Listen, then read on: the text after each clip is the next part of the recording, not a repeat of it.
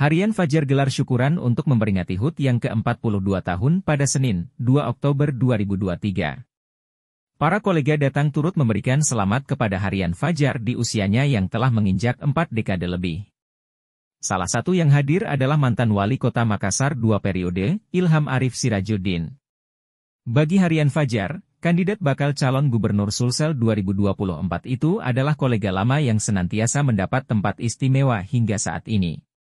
IAS di ruang rapat redaksi, lantai 4, Geraha Pena Fajar, Kota Makassar. Selasa, 3 Oktober 2023, berharap media Fajar semakin sukses dan selalu eksis dalam menyajikan berita aktual dan faktual bagi para pembaca.